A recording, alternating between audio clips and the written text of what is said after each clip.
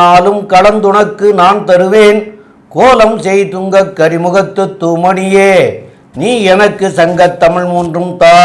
மூஷிக வாகன மோதகஸ்த சாம்பரகர்ண விளம்பித சூத்ர வாமன ரூப மகேஸ்வரபுத்திர விக்ன விநாயக பாத நமஸ்தே. ஜெய்கணேச ஜெய்கணேச பாகிமாம் ஸ்ரீகணேச ஸ்ரீகணேச ரக்ஷமாம். ஸ்ரீ பகவதி யூடியூப் சேனல் நேயர்களுக்கு ஹரிஹர சர்மாவின் பணிவான நமஸ்காரங்கள். சக்தி ஜோதிட குழுவின் சார்பாக சோபகிருது வருஷம் மாசி மாத பலன்களை பற்றி பார்ப்பதற்காக அடியன் சக்தி சோமையா ஆகிய நானும் ஆஸ்ட்ரோ கேஎஸ் ஐயங்கார் அவர்களும் டாக்டர் ஹரிஹர சர்மா ஐயா அவர்களும் வந்திருக்கின்றோம். இப்போ இதில் இந்த மாதத்தினுடைய கிரக பலன்களையும் இந்த மாதத்தில் உள்ள எந்தெந்த சுப நிகழ்வுகள் இருக்குங்கிறதையும் நம்ம டாக்டர் ஹரிஹர சர்மா ஐயா சொல்லுவாங்க. அனைவருக்கும் ஹரிஹர சர்மாவின் பணிவான நமஸ்காரங்கள். நாம் ஒவ்வொரு மாதமும் மாத பயிற்சிகள் பண்ணுறோம். அதே போல் கிரக பயிற்சிகள், பெரிய கிரக பயிற்சிகளான ராகு கேது மற்றும் குரு பயிற்சி மற்றும் சனி பயிற்சி ஒவ்வொரு பலன்களும் நம்ம போடுறோம். அதே மாதிரி இந்த மாதம் நாம் பார்க்க போகிறது வருகின்ற நிகழும் மங்களகரமான சோபகிருது வருஷம். அதாவது ஆங்கில தேதி அப்படின்றது 13/2/2024 செவ்வாய்க்கிழமை. அன்றைக்கி தான் மாசி மாதம் பிறக்குது. இந்த மாசி மாதம் எது வரலும் இருக்குது அப்படின்னு பார்த்தோம்னாக்க 13/3/2024 வரலும் ஆங்கிலத்துக்கு. அது பங்குனி அடுத்த நாள் பிறக்குது. இப்போ இந்த பங்குனி பிறக்கக்கூடிய நாட்களில் என்னென்ன கிரகங்கள் என்னென்ன நிலையில் இருக்குது அப்படின்றத ஃபஸ்ட்டு பார்ப்போம். ஒவ்வொரு மாதமும் பொறுத்தளவுக்கு பெரிய கிரகங்கள், சின்ன கிரகங்கள் அப்படின்னா என்ன அப்படின்னா மெல்ல செல்லும் கிரகங்கள், விரைவாக செல்லும் கிரகங்கள். மாத பலன்களை பொறுத்தளவுக்கு விரைவாக செல்லும் கிரகங்களை வச்சு தான் நாம் பலன் சொல்கிறோம். மெல்ல செல்லும் கிரகங்கள் அப்படின்ற பொறுத்தளவுக்கு சனீஸ்வர பகவான் சற்றேறக்குறைய 2.5 வருஷம், ராகு கேது பகவான் சற்றேறக்குறைய 1.5 வருஷம், குரு பகவான் பிரகஸ்பதியான குரு சற்றேறக்குறைய 1 வருஷம். இதை தவிர மற்ற கிரகங்கள் எல்லாமே விரைவாக செல்லும் கிரகங்கள். விரைவாக செல்லும் கிரகங்கள் அப்படின்ற பொறுத்தளவுக்கு சந்திர பகவான் சற்றேறக்குறைய 2.25 நாளைக்கு ஒரு ட்ரிப்பு ஒரு ராசி விட்டு ஒரு ராசி மாறுறார். சூரிய பகவான் 30 நாளைக்கு ஒரு ட்ரிப்பு ஒரு ராசி விட்டு ஒரு ராசி மாறுறார். இதை தவிர சுக்கிரன், செவ்வாய் மற்றும் புத பகவான் சற்றேறக்குறைய 41 நாள்லேருந்து 45 நாளைக்கு பெயர்ச்சி அடைகிறாங்க. அப்போ இதை வச்சு தான் நம்ம மாத பலன்கள் சொல்கிறோம். இதுக்கு பேர் கோல் சாரம் அப்படின்னு பேர். சரி, இந்த மாசி மாதம் பிறக்கக்கூடிய 13/2/2024 அன்னைக்கு என்னென்ன கிரகங்கள் எங்கெங்கே இருக்குது அப்படின்றத ஃபஸ்ட்டு பார்ப்போமா. பிறக்கிற அன்னைக்கு காலபுருஷ தத்துவப்படி மேஷ ராசியை முதல் ராசியாக நம்ம சொல்கிறோம். அதில் பிரகஸ்பதியான குரு பகவான் இருக்கார். அதுக்கு அடுத்தது 6வது ராசியான கன்னியா ராசியில் கேது பகவான் இருக்கார். அதுக்கு அடுத்தது பார்த்தோம் அப்படின்னாக்க 10ஆம் இடத்துல செவ்வாய் பகவானும் சுக்கிர பகவானும் இருக்காங்க. 1ஆம் தேதி பிறக்கும் பொழுதே புத பகவான் கும்பத்துக்கு போயிடுறார். அதே போல் மாதம் பிறக்கிற அன்னைக்கு கும்பத்தில் சூரிய பகவானும் சனி பகவானும் இருக்காங்க. அதுக்கு அடுத்தது பார்த்தோம்னாக்க காலபுருஷ தத்துவத்துப்படி 12வது ராசியான மீனத்தில் ராகு பகவான் இருக்கார். இதில் 2 கிரகங்கள் பெயர்ச்சி அடைகிறாங்க. அது எப்போ அப்படின்னாக்க மாசி மாதம் 19ஆம் தேதி. அதுக்கு ஆங்கில தேதி 2/3/2024 அன்னைக்கு கிழமை புதன்கிழமை. புத பகவான் மகரத்திலேருந்து கும்பத்துக்கு 1ஆம் தேதி வந்துட்டு கும்பத்திலேருந்து மீனத்துக்கு போகிறது மாசி மாதம் 19ஆம் தேதி. இதை தவிர சுக்கிர பகவான் ஆங்கில தேதிக்கு 8/3/2024, தமிழ் தேதிக்கு மாசி மாதம் 25ஆம் தேதி. அவர் வியாழக்கிழமை அன்னைக்கு மாறுறாரு. எங்கே மாறுறாரு அப்படின்னாக்க மகரத்திலேருந்து கும்பத்துக்கு மாறுறாரு. அப்போ இதை மாதிரி சூழ்நிலையில் இந்த கோச்சார நிலையில் கிரகங்கள் இந்த மாசி மாதம் இருக்குது. சரி, இதை தவிர இந்த மாதம் வரக்கூடிய விசேஷங்களை பார்ப்போமா.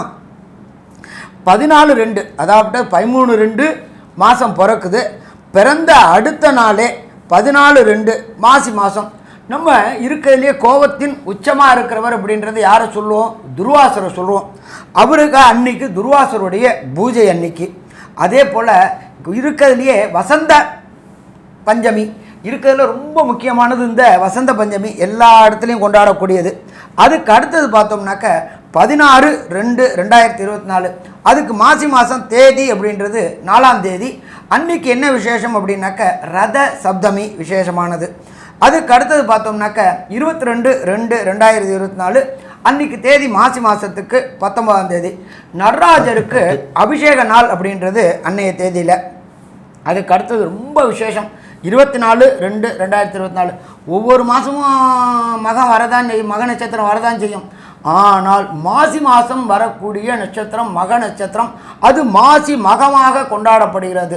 இந்த மாசி மகம் அப்படின்ற பொறுத்தளவுக்கு கும்பகோணத்தில் இதை ஒவ்வொரு இதுக்கும், அதாவது மகாமகம் அப்படின்றது 12 வருஷத்துக்கு ஒரு ட்ரிப்பு சிம்மத்தில் குரு வரதை மகாமகமாக கொண்டாடுறோம். ஒவ்வொரு மாதமும் ஒவ்வொரு வருஷமும் மாசி மாதத்தில் மக நட்சத்திரம் வரதை நாம் மாசி மகமாக கொண்டாடுறோம். இதை தவிர அன்றைக்கி என்ன ஒரு விசேஷம் அப்படின்னாக்க மாசி மாத பௌர்ணமி அன்னைக்கு. இதை தவிர பார்த்தோம் அப்படின்னாக்க வருகின்ற 5/3/2024 மாசி மாதத்துக்கு 22 ஒவ்வொருத்தரும் என்ன பண்ணுவாங்க அப்படின்னாக்க வீடு கட்டணும் அப்படின்னாக்க நல்ல நாட்கள் பார்ப்பாங்க. பட் நல்ல நாட்களுடைய வாஸ்து நாளில் அந்த பூஜையை தொடங்கினோம்னாக்க எந்த தடையும் தாமதமும் இல்லாமல் போயிட்டுருக்கும். வருஷத்துக்கே குறைஞ்சபட்சம் 8லேருந்து 9 நாள் தான் வாஸ்து நாள் வரும். அது இந்த மாசி மாதத்தில் வருது. அப்போ வீடு கட்டணும்னு நினச்சவங்க எல்லாரும், இடம் வாங்கணும்னு நினச்சவங்க அத்தனை பேரும் வாஸ்து பூஜை போடக்கூடிய நாள். அதுக்கு அடுத்தது 7/3/2024 தமிழ் தேதிக்கு மாசி மாதம் 24ஆம் தேதி. அன்றைக்கி என்ன விசேஷம் அப்படின்னாக்க காஞ்சிபுரத்தில் இப்போ இருக்கிற பட்டத்து சங்கராச்சாரியாரான விஜயேந்திர சரஸ்வதி சாமிகளுடைய ஜெயந்தி நாள் அன்னைக்கு கொண்டாடப்படுது. அதுக்கு அடுத்தது பார்த்தோம்னாக்க 10/3/2024 மாசி மாதம் 27 மாசி அமாவாசை. மாசி தை அமாவாசை முடிஞ்சு மாசியில் வர அமாவாசை விசேஷமான அமாவாசை. இதை தவிர பார்த்தோம் அப்படின்னாக்க பங்குனி பிறக்கிற அன்னைக்கு நம்ம எல்லாருமே என்ன பண்ணுவாங்க, காரடையான் நோன்பு அப்படின்றது கொண்டாடக்கூடியது. அப்போ இதை மாதிரி இருக்கக்கூடிய விசேஷ நாட்களில் இந்த வருஷம் பிறக்குது. இதுக்கப்புறம் நம்ம ஒவ்வொரு ராசிக்கும் உண்டான பலன்கள் என்னென்ன அப்படின்னு பார்ப்போமா? சிம்ம ராசி நேயர்கள், அதாவது மக நட்சத்திரம் 4 பாதமும், பூர நட்சத்திரம் 4 பாதமும், உத்திர நட்சத்திரம் 4 பாதமும் கொண்டவர்கள் சிம்ம ராசிக்காரர்கள். அப்போது இந்த சிம்ம ராசியினுடைய அதிபதி சூரிய பகவான். அந்த சூரிய பகவான் 7ஆம் வீட்டில் போய் சனி, ஆட்சி பெற்ற சனியோடு சேர்ந்து இருக்கார். சேர்ந்து இருந்தாலும் 2 பேருமே 7ஆம் பார்வையாக உங்களுடைய ராசியவே பார்த்துருக்குறாங்க.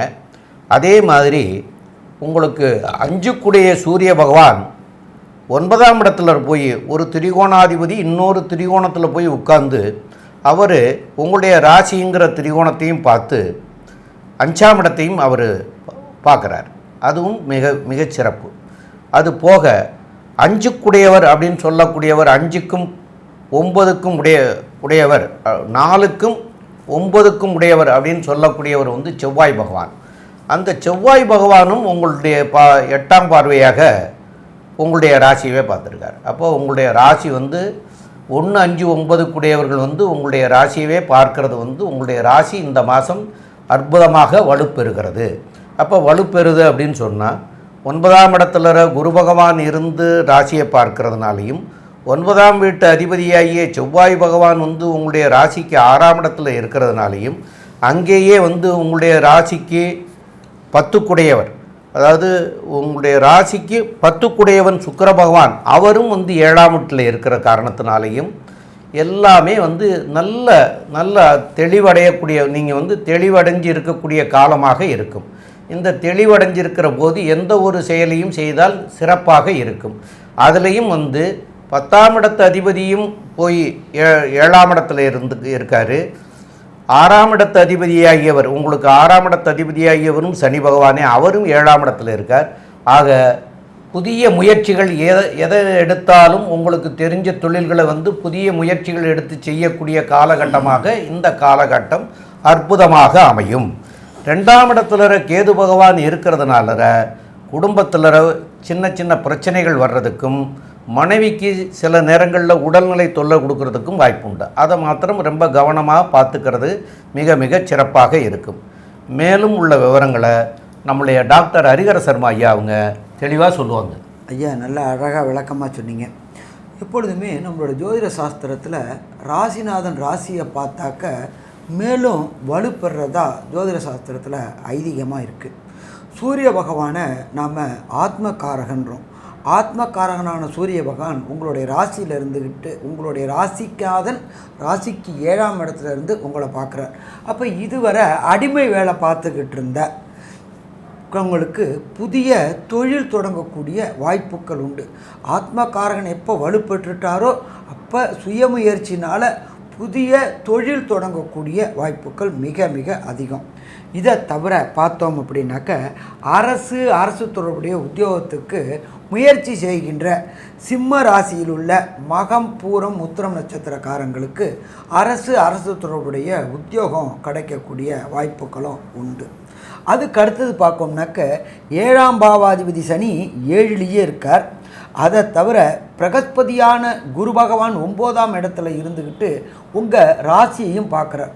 ரொம்ப நாளாக திருமணம் தடையும் தாமதமும் எதனால் ஏற்பட்டுக்கிட்டு இருந்துன்னு தெரியாத இருந்த சிம்ம ராசி என்பவர்களுக்கு திருமணத்திற்கு உண்டான பாக்கியம் வந்துருத்தா அப்படின்னாக்க கண்டிப்பாக அந்த பாக்கியமும் வந்துருச்சு. அதை தவிர 9ல் இருக்கிற குரு பகவான் 9ஆம் பார்வையாக உங்களுடைய ராசிக்கு 5ஆம் இடத்தை பார்க்குறார். நம்ம ஜோதிட சாஸ்திரத்தில் 5ஆம் இடம் அப்படின்றது பூர்வ புண்ணிய புத்திர ஸ்தானம்.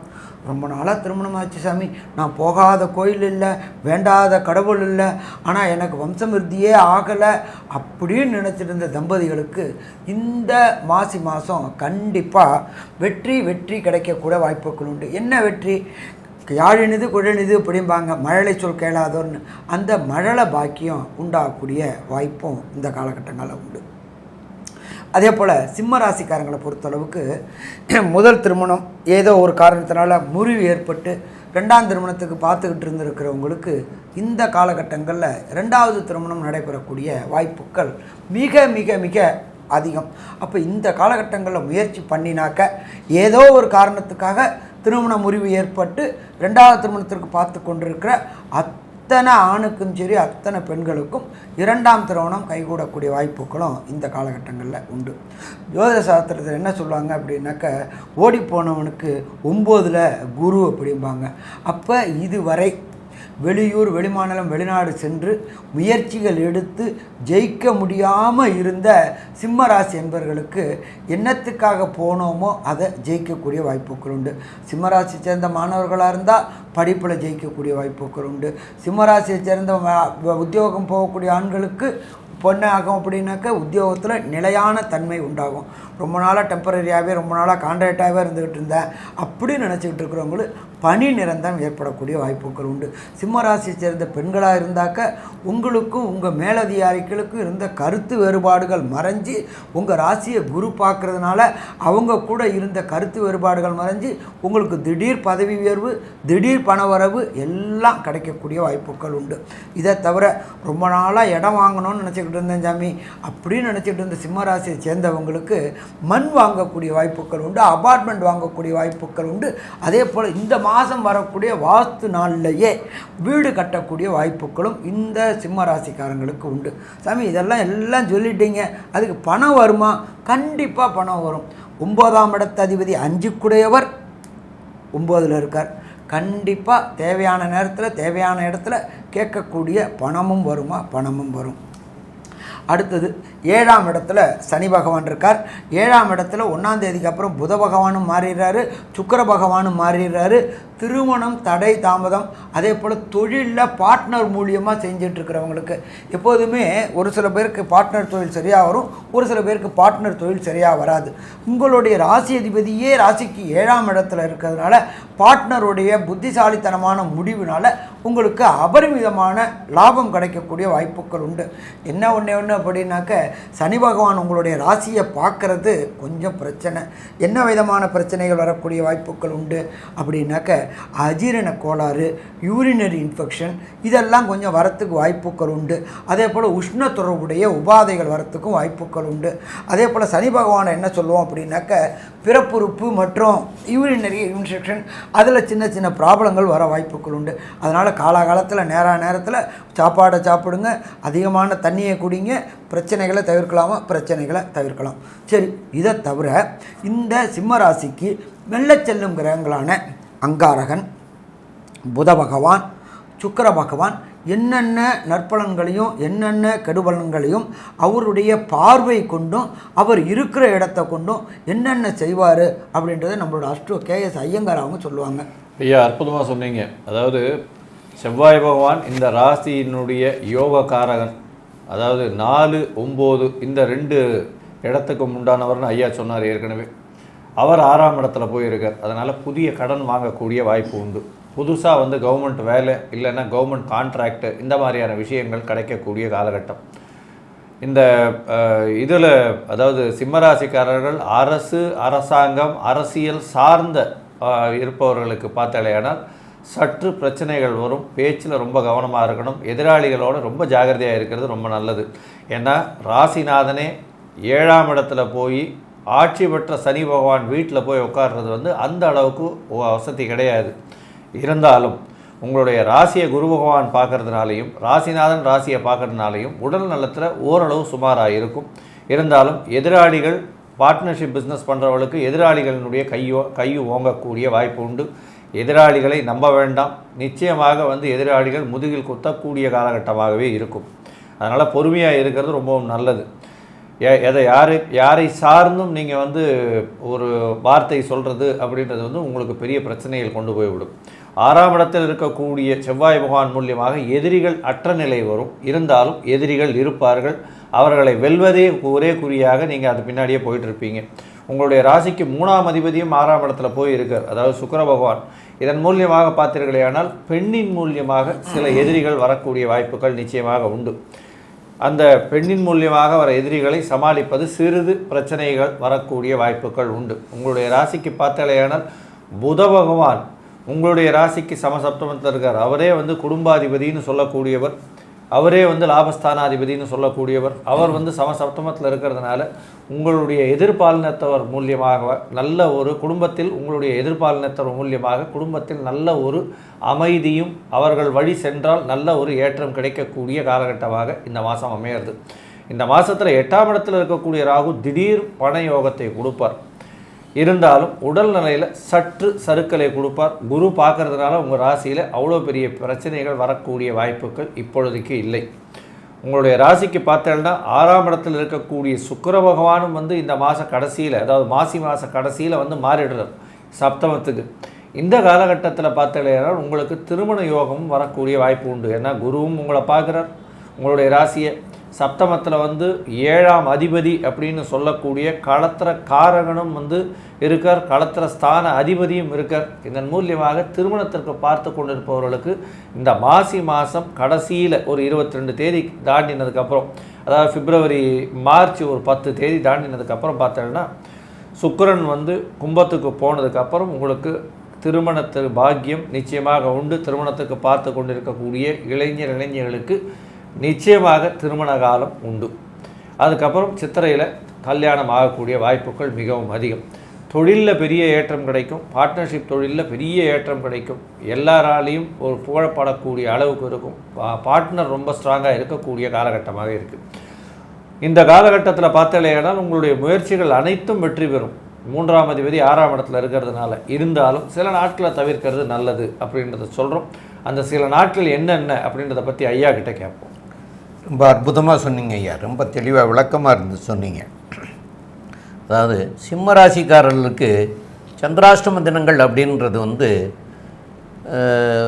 மாதம் பிறக்கிற அன்னைக்கே வந்துடுறாரு. அதாவது மாசி மாதம் 1ஆம் தேதி இருக்கார், மாசி மாதம் 2ஆம் தேதி இருக்கார், அதுக்கப்புறம் மாசி 28ஆம் தேதி இருக்கார், அதுக்கப்புறம் வந்து மாசி மாதம் 29ஆம் தேதி இருக்கார். இந்த தடவை உங்களுக்கு வந்து 4 நாட்கள் வருது. அதாவது என்னென்ன நாட்கள்ங்கிறத தமிழ் தேதி சொன்னேன், இப்போ ஆங்கிலத்தில் தேதி சொல்கிறேன். 13/2/2024 செவ்வாய்க்கிழமை, 14/2/24 புதன்கிழமை சாயந்தரம் 4 மணி வரைக்கும் இருக்கார். அதுக்கப்புறமா 11/3/2024 திங்கட்கிழமையும் 12/3/2024 செவ்வாய்க்கிழமை ஆக இந்த நாட்கள்லாம் உங்களுக்கு சந்திராஷ்டம தினங்கள். இந்த சந்திரன் என்பவர் வந்து மனசுக்கு அதிபதி. இந்த சந்திரன் வந்து உங்களுடைய ராசிக்கு 8ஆம் இடத்துல சஞ்சரிக்கிற காலத்தை வந்து சந்திராஷ்டம தினம் அப்படின்னு சொல்கிறோம். இந்த 8ஆம் இடத்துல சஞ்சரிக்கிற போது உங்களுடைய மனம் வந்து தடுமாற்ற நிலைகளை கொடுக்கும். எந்த ஒரு முடிவையும் உங்களால் எடுக்க முடியாது, சரியான முடிவை எடுக்க முடியாது.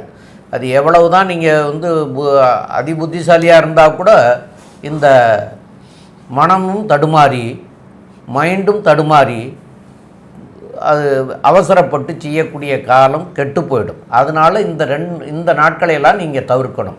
எதற்காக தவிர்க்கணும் அப்படின்னா, பிரயாணங்கள் செய்வதையும் புதிய முயற்சிகளையும் தவிர்க்கணும். இதை தவிர்த்துக்கிட்டிங்கன்னா உங்களுக்கு நன்மையாக, மற்ற நாட்களில் செய்தீங்கன்னா அது நன்மையாக இருக்கும். இந்த நாட்களில் செய்தீங்கன்னா அதனால் பின் விளைவுகள் வரும். அதனால் இந்த சந்திராஷ்டம தினத்தை தவிர்க்கிறது நல்லது. இப்போ மேலும் உள்ள விவரங்களில் இந்த புத்திநாதனோ தசாநாதனோ அந்தரநாதனோ சூட்சமநாதனோ சரியில்லாமல் இருக்கிறவங்க என்ன தெய்வங்களுக்கு போய் வழிபாடு செய்தால் நன்மை அடையலாம்ங்கிறத பற்றி நம்முடைய டாக்டர் ஹரிஹர சர்மா ஐயா அவங்க விளக்கமாகவும் விவரமாகவும் சொல்லுவாங்க. ஐயா நல்லா அழகாக சொன்னீங்க. சிம்மராசிக்காரங்களை பொறுத்தளவுக்கு வழிபட வேண்டிய தெய்வம் அப்படின்றது எம்பெருமான் சூரிய பகவான். சரி, சூரிய பகவானுக்கு உண்டான ஸ்தலம் அப்படின்றது கும்பகோணம் பக்கத்தில் சூரியனார் கோயில் அப்படின்னு இருக்குது. ஏன் சாமி அங்கே தான் போகணுமா, என்ன அங்கே விசேஷம் அப்படின்னாக்க, சூரிய பகவான் அங்கே தனிச்சு இல்லை, சாயாதேவி உஷாதேவி சமேதமாக இருக்கார். சரி, அது மட்டும்தான் அங்கே விசேஷமா அப்படின்னாக்க, அந்த சாயாதேவி உஷாதேவியோடு உள்ள சூரிய பகவானை பிரகஸ்பதியான குரு பகவான் சப்தமாக பார்வை பார்க்குறார். அந்த யோகத்துக்கு பேர் சிவயோகம் அப்படின்னு பேர். அப்போ அந்த சிவயோகம் உள்ள ஸ்தலத்துக்கு போய் வழிபட்டோம்னா வந்த பிரச்சனையும் வர பிரச்சனையும் விலகும். சரி, அது மட்டும்தான் சாமி அங்கே விசேஷமா அப்படின்னா, அதில் இன்னொரு விசேஷம் இருக்குது. மொத்த நவகிரகங்களுக்கும் ஒவ்வொரு கிரகங்களுக்கும் தனித்தனி சன்னிதானம் உண்டான ஸ்தலமும் அந்த சூரியனார் கோயில். ஒவ்வொரு கிரகங்களுக்கும் தனித்தனி சன்னிதானம் இருக்குது. அப்போ 9 கிரகங்களையும் ஒரே இடத்துல சந்தித்து வழிபடக்கூடிய இடம் சூரியனார் கோயில்.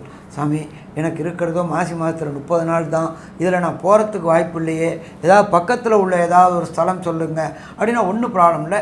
நீங்கள் இருக்கிற இடத்துக்கு பக்கத்தில் உள்ள பழைய கோயில்கள், அதாவது ஈஸ்வரன் கோயில்லையே பழைய கோயிலில் உள்ள ஈஸ்வரன் கோயிலில் உள்ள நவகிரகத்தில் உள்ள நவநாயகரான சூரிய பகவானுக்கு 3 நெய் தீபம் போட்டு 9 முறை பிரதட்சணம் பண்ணிட்டு வந்தீங்கன்னாக்க வர பிரச்சனை விலகும். சாமி, இந்த ஞாயிற்றுக்கிழமை போகிறது என்னால் முடியாதே சாமி அப்படின்னு சொல்கிறவங்களுக்கு ஒரு சின்ன எளிய பரிகாரம் சொல்கிறேன். சூரியன் உதிக்கக்கூடிய நேரத்தில் ஆதித்ய இருதயம் படிங்க. சரி, எனக்கு அது படிக்கிறது கஷ்டம் அப்படின்னாக்க அதை ஆடியோ கேசட்டாவது போட்டு வீடியோ கேசட்டாவது கேளுங்க. கேட்டாலே வரக்கூடிய பிரச்சனைகள் அத்தனையும் சூரிய பகவான்கிட்ட சரணாகதி அடையும் போது விலகும். சரி, இந்த சிம்ம ராசிக்கு பொறுத்தளவுக்கு இந்த மாசி மாதம் என்னென்ன நற்பலன்கள் என்னென்ன கெடுபலன்கள் அப்படின்றத கன்க்ளூஷனாக நம்மளுடைய அஸ்ட்ரோ KS ஐயங்கார் அவங்க விரிவாகவும் விளக்கமாகவும் சொல்லுவாங்க. ஐயா, சிம்மராசியை பொறுத்தவரையிலும் உடல் நலத்தில் சற்று பின்னடைவு இருக்கும். அதில் கொஞ்சம் ஜாகிரதையாக இருக்கிறது நல்லது. எதிரிகள் அற்ற நிலை இருக்கும், இருந்தாலும் எதிரிகள் கை ஓங்கும். பொதுவாகவே புதிய கடன் வாங்கக்கூடிய காலகட்டமாக இருக்கும். ரியல் எஸ்டேட் பண்ணுறவங்களுக்கு நல்ல ஒரு ஏற்றம். அரசியல், அரசாங்கம், அரசியல் தொழில் செய்பவர்களுக்கு சிறிது சறுக்கல் இருக்கக்கூடிய காலகட்டம். பேச்சில் மிகுந்த கவனம் தேவை. தொழிலில் பெரிய அபிவிருத்தி இருக்கும். ரியல் எஸ்டேட் பண்ணுறவங்களுக்கு அதை தவிர லேண்ட் வாங்கக்கூடிய வாய்ப்புகள் உண்டு. லேண்டு இல்லைன்னா ஃப்ளாட் வாங்கக்கூடிய வாய்ப்புகள் நிச்சயமாக இருக்குது. பூமி வரக்கூடிய வாய்ப்பு உண்டு. அதன் மூலியமாக கடன் வாங்கக்கூடிய வாய்ப்புகளும் மிகவும் அதிகமாக உண்டு. ராசிக்கு 5ஆம் அதிபதி 9ஆம் இடத்தில் இருக்கிறதன் மூலியமாக திருமணமாய் ரொம்ப நாள் கழித்து குழந்தை பாக்கியத்துக்கு எதிர்பார்த்து கொண்டு இருப்பவர்களுக்கு குழந்தை பாக்கியம் நிச்சயமாக உண்டு. திருமணத்திற்கு பார்த்து கொண்டு இருப்பவர்களுக்கு அதாவது மார்ச் 15, அதாவது மார்ச் மாதம் ஒரு 10 தேதிக்கு மேலே, 7-8 தேதிக்கு மேலே பார்த்தாலேயானால் சுக்கிர பகவானும் சமசப்தமத்தில் வரும்பொழுது திருமண பாக்கியம் ஏற்படும். எதிராளிகளை அதிகமாக நம்ப வேண்டாம். நண்பர்களோடு ஓரளவு வச்சுக்கலாம். அதாவது ரொம்பவும் இது தேவையில்லை. ஏன்னா சப்தமத்தில் சனி பகவான் ஆட்சி பெற்று மூல திரிகோணம் பெற்று இருக்கிறதும் ராசிநாதனான சூரியன் அங்கே இருக்கிறது அந்த அளவு சரி கிடையாது. மிகுந்த எச்சரிக்கையோடு இருக்கிறது ரொம்பவும் நல்லது அப்படின்றத சொல்கிறோம். இந்த மாதத்தில் தந்தையின் உடல்நிலை நல்லபடியாக இருக்கும். தாயின் உடல்நிலை நல்லபடியாக இருக்கக்கூடிய காலகட்டமாக இருக்குது. படிக்கக்கூடிய மாணவர்கள், போட்டித் தேர்வில் எழுதக்கூடிய மாணவர்களுக்கெல்லாம் வெற்றி வாகை சூடக்கூடிய காலகட்டமாக இந்த மாதம் அமையிறது. பேச்சில் ரொம்ப ஜாகிரதையாக இருக்கணும் அப்படின்றத இந்த சக்தி ஜோதிட குழு சொல்லுது. நன்றி, நமஸ்காரம். ஸ்ரீ பகவதி யூடியூப் சேனல் பார்த்த அன்பர்களுக்கு நன்றி. இதே போன்று ஆன்மீக தொடர்புடைய ஜோதிட தொடர்புடைய தகவல்களை தொடர்ந்து நீங்கள் பெற ஸ்ரீ பகவதி யூடியூப் சேனலை சப்ஸ்கிரைப் செய்யுங்கள் மற்றும் அருகில் உள்ள பெல் ஐக்கானை அதை அழுத்தினீர்கள் என்றால் தொடர்ந்து என்னுடைய சேனலை பார்க்க முடியும். நன்றி, நமஸ்காரம்.